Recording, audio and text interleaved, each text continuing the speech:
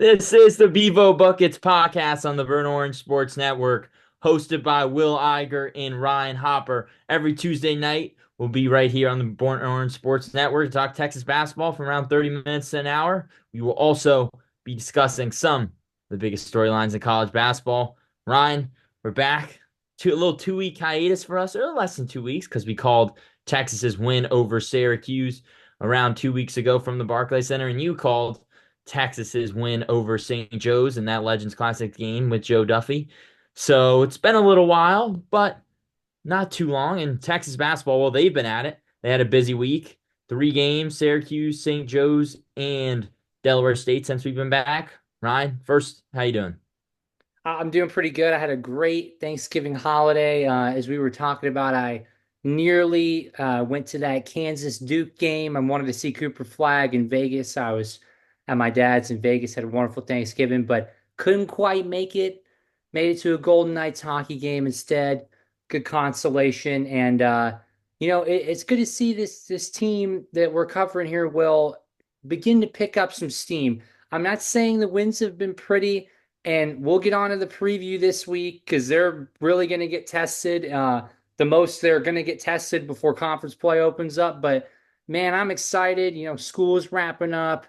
Texas football is doing well. Be sure to check out our sister show on Texas football here on the Burnt Orange Sports Network. But how's your break, man? How's your Thanksgiving?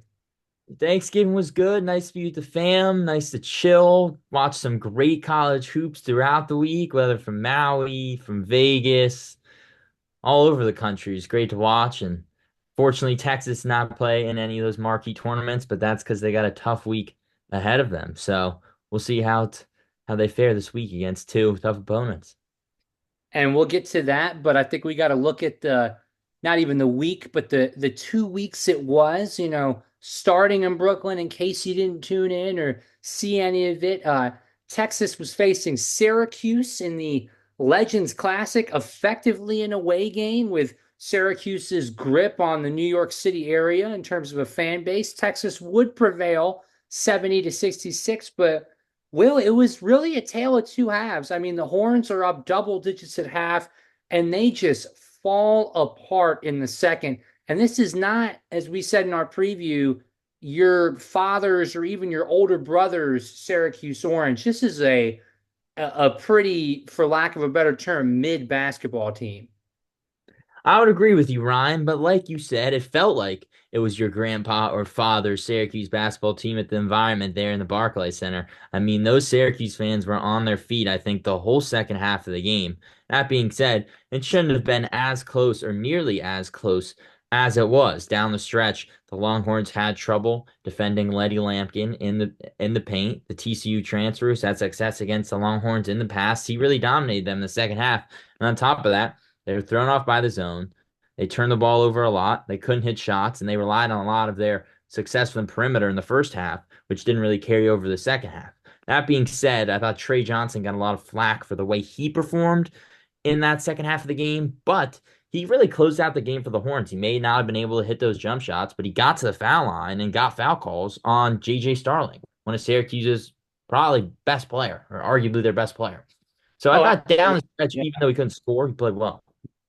Yeah, I would say I don't know if I could quite say well, but I liked the resilience in that, like you said, he did not let his poor shooting day, very poor shooting day by his standards, affect him at the foul line. It's when you get to the foul line, it's much more of a if you can lock into the process, which for basketball players in an elite level is a very simple process rather than getting wrapped up in the moment and the mental aspect of the free throws. Typically you're going to do pretty well. And it's good to see that someone as young as a true freshman is able to figure that component out. Right. And by the way, we saw a little bit different of a story in that St. Joe's game, but we'll get into that in a sec. Um, Texas, throughout the game, they did have a couple other, bright stars or good performances from their team. I mean, you look at Arthur Kaluma, he's been great for the Longhorns. That night he had 16, he was 6 or 11 from the field before he fouled out, which I thought was kind of questionable foul call by the refs. He was playing great. active on both sides of the floor. And Kendall Weaver, 9 boards, 3 offensive, 6 defense. He continues to be the X factor for the Longhorns. And more importantly, or maybe not more importantly, potential another X factor for the Horns, Trayvon Mark. He returned in this game. Didn't play as well. He's still kind of getting his feet under him, but it was good to see him back on the floor against the Orange. Hit his first two threes though, and that's one of the main reasons he was brought to the 40 acres. Came in there, didn't look like he missed a beat, got it in good spots in their sets. Cash. I was very encouraged by that. As Drake famously, I don't know if he had a sprained ankle, but he had an ankle injury. As Drake famously said, like a sprained ankle, boy, I ain't nothing to play with. And a sprained ankle as a basketball player is nothing to play with, folks. That is something. It's like a hamstring in football. It's something that you need to gradually come back from because it's such a key part of the game. And it's encouraging that they've eased Tremont Mark back. I get some of these are big non-conference games, but it is not worth losing a player of his caliber, a guy who was second team all SEC in the preseason because you rushed him back too early from injury. Right. And we talked about this a lot earlier in the year, but they brought him back at the right time. They didn't rush him into things in earlier matchups, especially not against Ohio State and a couple games after that against Chicago State, Mississippi Valley State, and Houston Christian. They waited, they were patient, and that team had a lot of time off prior to the Syracuse game. So it's good to see him out there. That being said, one of the soft spots for this Texas basketball team has been its bench. We saw that in the second half on full display. The team had 14 bench points in the first half against Syracuse. They ain't score off the bench in the second half. So something the Horns need to work on there. Maybe the team will look better with Jason Kent back in the lineup, but the bench play is going to need to step up for the Longhorns. They were going to want to play well this week and compete in the SEC. Well, and that's where in that because Kent's kind of in that eighth, ninth spot in the rotation. That's where they got some minutes against Delaware State, but I would say not enough. That's where you're looking at a Nick Cody, a Jamie Vincent, the freshman out of Oak Hill Academy. That's where you're looking for some size there off the bench because if Big Z, who we call him Big Z, but for a center he's not that big, if he's your only size coming off the bench with Kent out for a little bit, that is not a good spot that Texas needs to be in because already I think they're being generous with Caden Shedrick's size listing, and sometimes he doesn't play as big as his quote unquote 6'11 frame. And so we're gonna constantly beat this drum this season, as you said.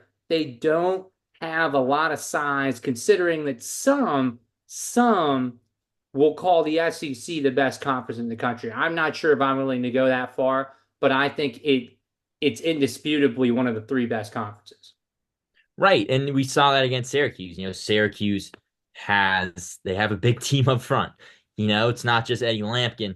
There are two other forwards, Chris Bell and Donnie Freeman. They're about 6'9", 6'10" area. And when Arthur Kluma fouled out, it's like for Texas, well, who do you put in at that 4 spot, especially when Kent's out? And Kluma fouled out.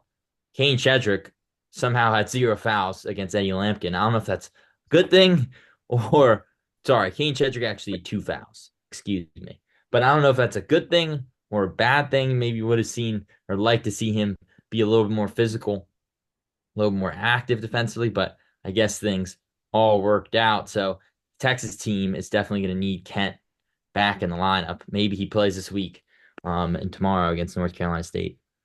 Well, and moving on to the next night in the Legends Classic. First of all, later the game after Syracuse versus Texas. And by the way, to really showcase that this isn't your older brothers or father Syracuse team, Texas was a 10.5 point favorite coming into this game, which was the same spread that the Texas Tech Red Raiders were favored by over plucky little St. Joseph's from Philadelphia. But St. Joe's pulled off the upset in the late game in Brooklyn on that Thursday night, setting up a matchup with Texas on Friday. And I got to give it to the Hawks. They met Texas they went to toe to toe with Texas in every sense of the word. That 12 point, that 9 point final score little deceiving. I mean, it was much closer than 9 points. It was in that five-ish, six-ish or less point range the entire game. The Hawks really, stayed with the Longhorns, and I was very impressed.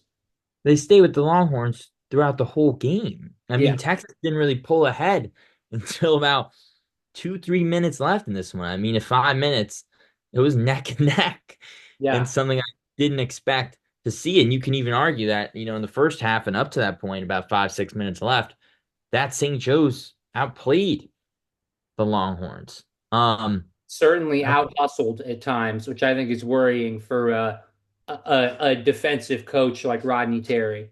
You know, yeah, I mean they out hustled, especially on the offensive glass. The Hawks, they had 19 offensive rebounds in the game. Compare that to seven in Texas. That's 19. Think about that. 19 extra chances for the Hawks. That can absolutely not happen. Maybe it had to do a little bit with Texas's size that we were talking about earlier. And we saw Kaluma get in foul trouble against Syracuse. Well, Kane Shedrick got in foul trouble against St. Joe's.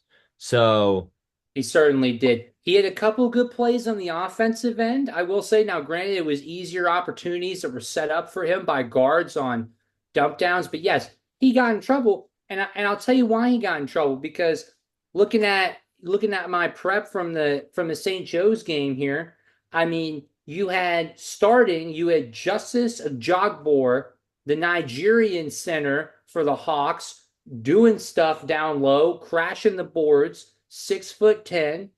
He was a force. He was in a similar dunker spot to Shedrick in their offense. He had quite a few putbacks and caught a lob, as I recall. Anthony Finkley, the 7-foot sophomore from Philly off the bench, he was grabbing boards. Deshaun Haskins was mixing it up down there. But the big one actually really wasn't on Shedrick. It was surprisingly on Kaluma and Texas's forwards.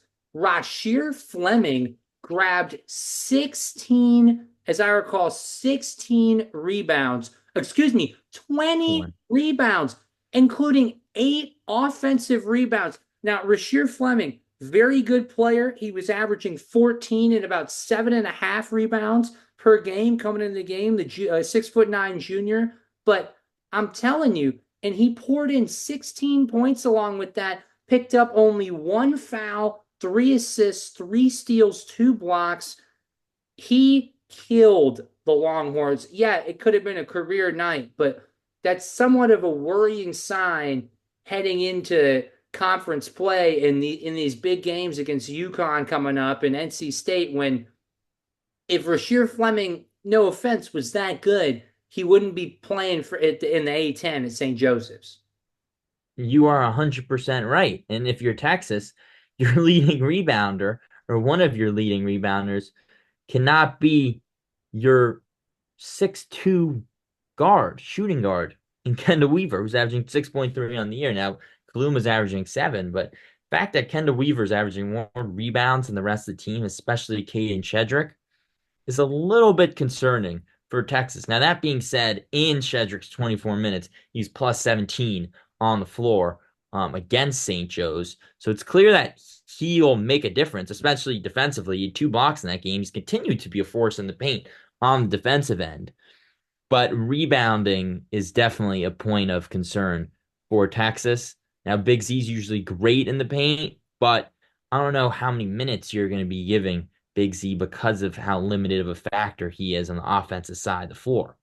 So if you're Texas, like you have been in the last 3 years, 3, 4 years, you have to figure out where you're getting your interior presence on the glass from. Oh, absolutely. And then one last thing I missed, and I can't believe I forgot about the big fella from the Bronx, Steven Solano. Solano comes into the game, 7-footer, big boy, 7 foot, 260. But still, Texas cannot allow him to get 4 offensive rebounds in 8 minutes on the floor. He only scored 2 points. I get that. But that does not bode well when you're going to be playing teams, the vast majority of whom have a 7-footer probably starting, not even coming off the bench, in addition to their other bigs. it doesn't bode well. I don't know, like we said before, if it's going to take the box out drill where you put the ball on the floor in the middle of the lane during practice and everybody is to box out and the offensive team can dive on the floor for it and you have to box them out. I don't know what it will take, but if Texas can't solve things on the glass, I'm afraid they're going to suffer a tournament elimination similar to what happened at the hands of Tennessee, where Tennessee just got second shot opportunity after second shot opportunity, tons of second chance points. And that's really what doomed the Longhorns, who, as I recall, actually shot slightly better from the field that game. Right. And although they struggled against St. Joe's and Syracuse a lot and should have beat both teams arguably by more, let's kind of turn to the bright side a little bit. And if you're Ronnie Terry, you shorten the rotation on Friday night against St. Joe's. And maybe that may be not a great sign for some of the Texas bench guys, but I think it's something he had to do. Really, Terry only played three guys off the bench and Larry, Mark, and Big Z. He played Nick Cody 3 minutes, but Cody didn't see a huge role in the game on Friday night against St. Joe's. And once Kent comes back in, that rotation will get extended to nine. I think if you're Ronnie Terry, you cut it as that. And I think it was a great move by him that he did that and did that against St. Joe's in a tight game. Another small thing to pick at, or another positive, sorry, for Texas is Trey Johnson again, right? He may have closed out the game hitting free throws against Syracuse. But the night after against St. Joe's, he came alive in the second half, specifically the last 5 minutes. He wasn't just hitting free throws. He was patient as a scorer. He got to the rim and he got to his spots in the mid range. And he had two of the biggest buckets on the game, which is a step through layup where he got the defender to jump, and he hit the pull up midi with around 1, 2 minutes, I believe, left in the game. And that really sealed the game for the Longhorns. So you love to see that Johnson's really learning and picking off of his or learning from his mistakes that, he made the prior night. And yes, I agree. You'd like to see him shoot a little bit better than 7 for 18 and I believe 1 for 5 from three. But like you said, shooters are going to shoot.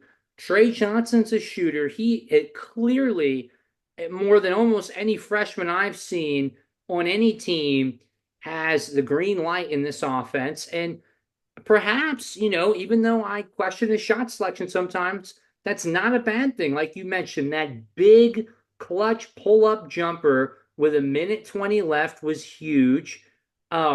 He slithered in there for that layup with the step through, the pair of three free throws before that.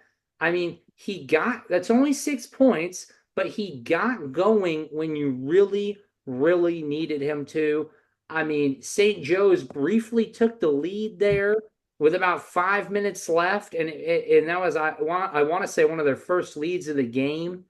And Texas was able with Kaluma, with Johnson, with some great. I thought maybe it doesn't show up in the stat sheet. Will I thought Julian Larry had a great game.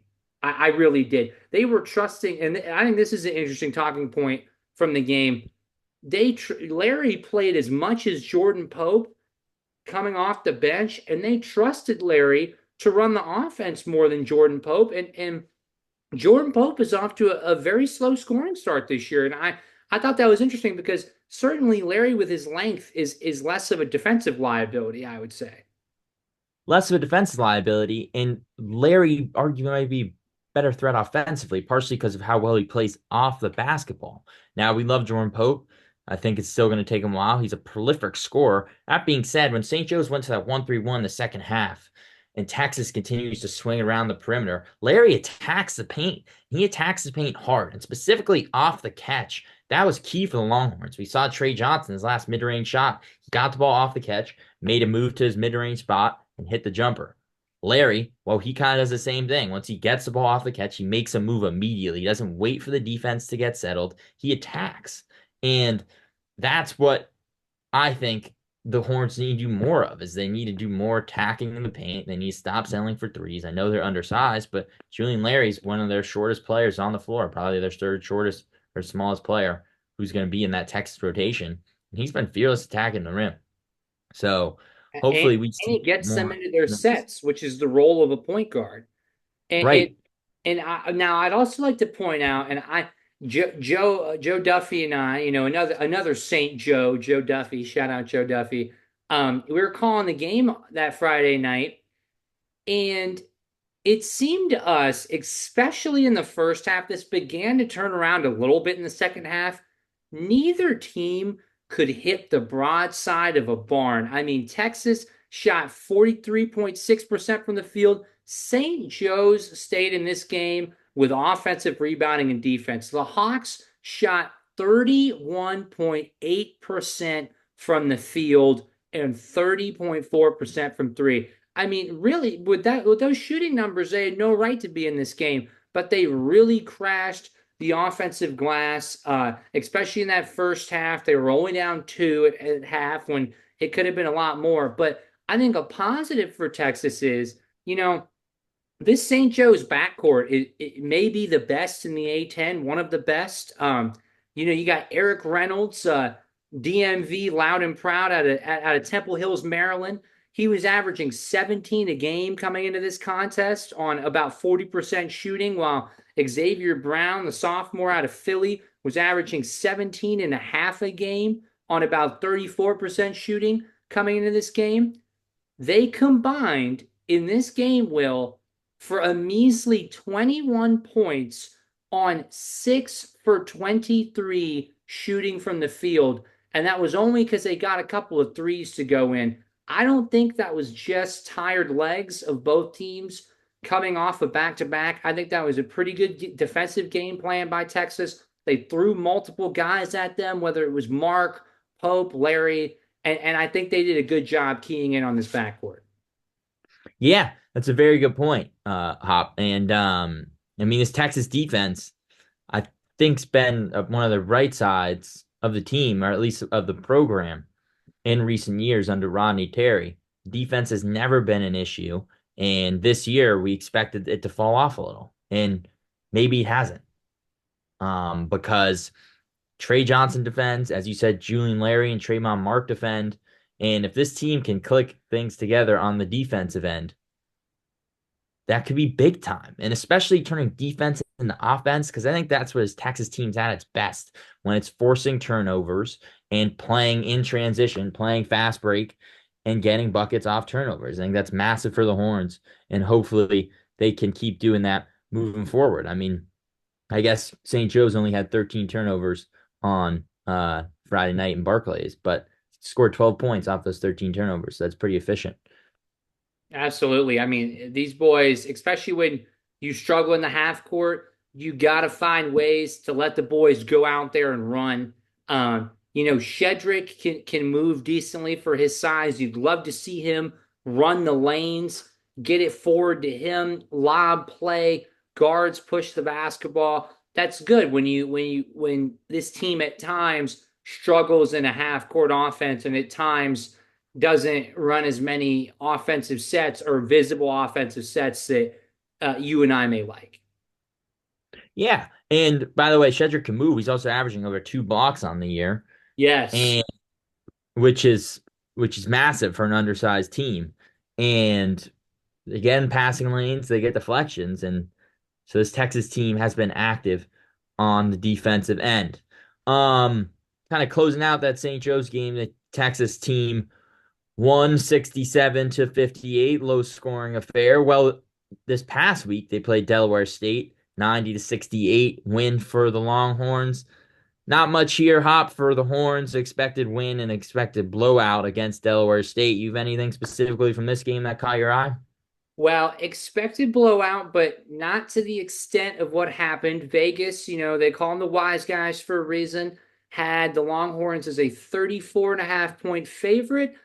Longhorns didn't woefully underperform that, but they did only win by 22. But, it's an early season game. How much do you want to read into that? But based on the analytics that the wise guys had, Texas probably should have won by more. Um, One concern, the shooting woes, despite tons of rest, and this was on Black Friday. This was the day after Thanksgiving. Despite a lot of rest from their trip to Brooklyn, a whole week, um, The woes from downtown continued for Texas, 8 for 27. That's 29.6%. While the Hornets impressively on the road shot nearly 50%, 6 for 13 from three. It's just, but encouragingly, compared to the St. Joe's game, Texas really beat them on the glass. That really made the difference in the game. Turnovers, getting out in transition. Trey Johnson, though, again, 2 for 9 from three. It's one game. You don't want to read too much into it. That's a slight concern, but really, Will, I mean, in games like this, and we see the schedule, we'll see the schedule get softer after this upcoming week with tangles with the Wolfpack and the Huskies. Um, the bench mob is not getting in these games. Cody got 7 minutes of playing time against Delaware State, and Jamie Vincent, the promising freshman, only got two, and he showed out well against Mississippi Valley State. So, and Kent did not play either. His status is in question for tomorrow night in Raleigh. I guess that's just my general thoughts from the Delaware State game. I would say a few worrying signs, but nothing, no five-alarm fire. Yeah. Bright sides, Jordan Pope, he had a good second half, 7 points in the second half. And I guess the big positive is the Texas Longhorns got to the free throw line and had 24 attempts. On the game there, 18 for 24 at 75%. So great to see the Longhorns use their size advantage in the paint, kind of dominate that area of the floor against Delaware State, even though that's expected and they should do that. You appreciate how much they did, and this 38 points in the paint. So great effort from the Horns inside the key. Um, Outside of that, Ryan, I don't know if I have anything else specific from this game. I mean, 21 for Trey Johnson. That's what he does now. He's averaging 21.1 in the year. Second in freshman to Dylan Harper, who's been balling for Rutgers. Yeah, Shedrick, Kaluma, the they Rutgers. did their thing as well. Shedrick had 14 and 11. Big double double for him. And again, we look at their points off turnovers. This Texas team scored 20 points off of 13 turnovers for Delaware State. Yeah, that's all I really have on the tangle with the Hornets. Good to see CDC scheduling some games against HBCUs. We love to see that. Not Colorado State, Chicago State, Mississippi Valley State. Uh, this game against Delaware State. I think one or two more when the schedule gets soft again after this week. But turning to this week, what everybody wants to hear about tomorrow night, it is the SEC ACC Challenge. Yes, the Longhorns play in that now because I don't know if you've heard, they're in the SEC now. A big trip to Raleigh, North Carolina, to the Lenovo Center, where the NC State Wolfpack may not be quite the team that they were last year that made the Final Four. It's an 8:15 Central Time tip on ESPN2. Texas with a 56.7% chance to win per ESPN's analytics, whatever that means. They will not have to worry about, speaking of size inside, DJ Burns. That would probably give this Texas team hell, considering what Eddie Lampkin did to them. How are you thinking about this game, Will?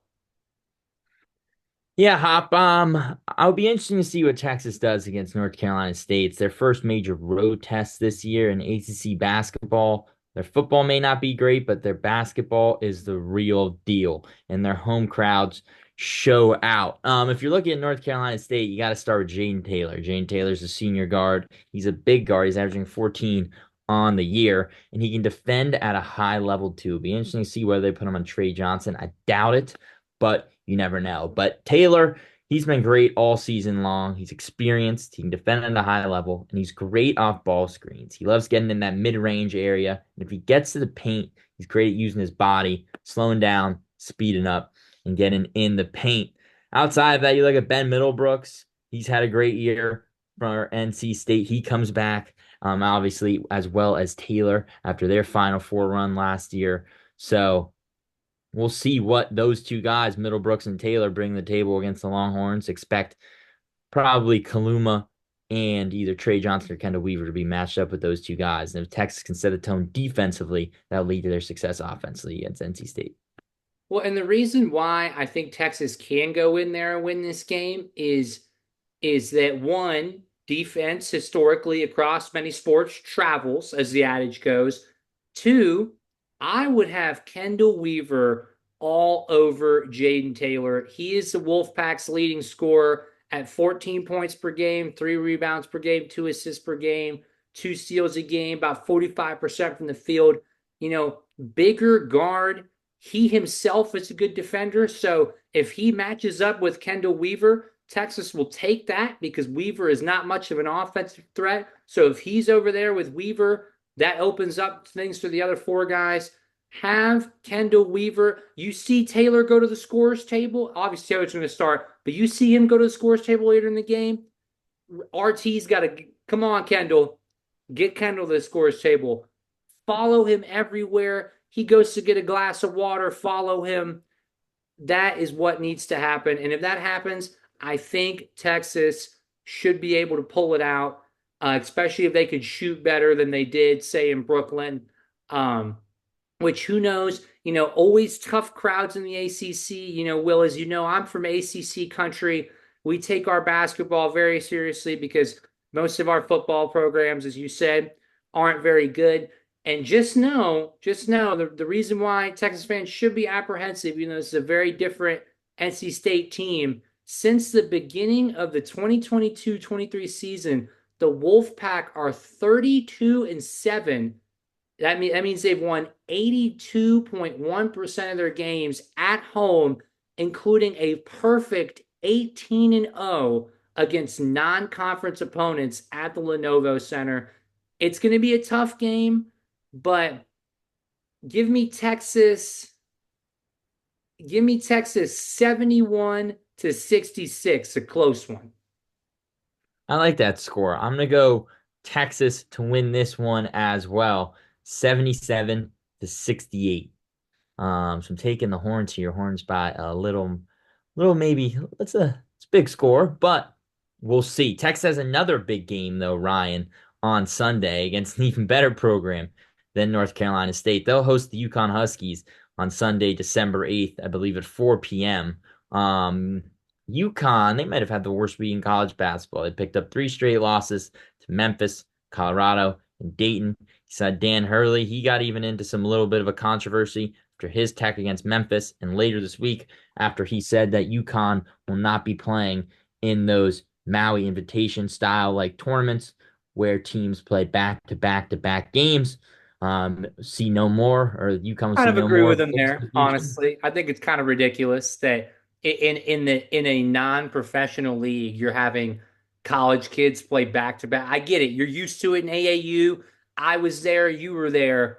But when you make it to college, there should be a certain expectation that you should not have to play back to backs, especially on the road like that. I know you're staying in the same place, but why not extend it? You extend the tournament. It's better for the fans and the local economy of, say, a place like Maui, Hawaii. I think Hurley complains about too much, and I think he's very harsh on referees. But on that point alone, I completely agree with him. Yeah, it's an interesting point. In AAU, you don't play 3 games back to back to back. You play 3 games back to back to back in the same day Oh, I sometimes. know. I know. So high school gets you. College, maybe not anymore. Now you look at those UConn losses, and they lost to Memphis, who had probably the best shooting night of their lives, starting with Tyrese Hunter, the former Texan, former Longhorn, who was 7 for 10 for three. That didn't really help. Colorado, they kind of went off in the second half. It was Liam McNeely's coming out party, the 5-star recruit from Montverde Academy. He had 20. But Colorado's made some threes, and then they saw Dayton the next day, and that was even worse. Just an overall bad performance from the Huskies in that one. And they picked it up again this weekend on Sunday with a win, with a blowout win. But this UConn team needs to turn it around. I mean, a team that's still ranked, that it's clear that the country still has confidence in them, but it was a rough one out there this past week in Maui. Oh, absolutely. I mean, especially when, it's a 2 point loss in overtime to Memphis, coached by Penny Hardaway. I mean, you would have thought with how the Tigers were playing that prime Penny Hardaway was still on the floor. 1 point loss to a tough, underrated Colorado team. Okay, but a 18-point loss to the Dayton Flyers, who are known more than anything for being a pretty good A10 program that hosts the first four of the NCAA tournament. I mean, that is just awful from the reigning defending national champions, which is why, interestingly, if you had told anyone this before the season, they would have thought that you were on things you weren't supposed to be on. ESPN Analytics has Texas with a 55.8% chance to win over the two-time defending national champion Huskies that have slid to 25th in the poll. Tip off is set for 4 o'clock in Austin at the Moody Center. I'm sure it'll be rocking, even if some students are still flying back from Atlanta. Um, what an atmosphere it should be. Yeah, it should be a great one at the Moody Center. I remember my sophomore year when Texas had a couple big early games against Gonzaga and Creighton, and then they played Kansas. I believe senior night that year, top five ranked Kansas team, and that was a fun one. So, been a couple of great games in the Moody Center so far. Hopefully Sunday is another one. And then UConn, they host number 17 Baylor on tomorrow night in the Big East Big 12 battle on Wednesday before driving from Waco to Austin's quick drive, hour and a half, 2 hours. There's a little traffic getting out of both cities. But Absolutely. Yeah. before they head west to Austin, they play the Baylor Bears. Um, Hop, I think that'll be it for us tonight. You Great, got another you gotta great give a pod. prediction. Gotta give a You do prediction have now to give a prediction. before the buzzer. I'm gonna go Texas as well, 73 to 70. Thank you so much, everyone, for joining us tonight. I'm Will Iger here, Ryan Hopper. Please follow us on Instagram and Twitter, and subscribe to our YouTube page. Thank you. And real quick, UConn by two, agonizing defeat for the Longhorns. Sorry to leave you with that. I got the Huskies. Have a good week, everybody.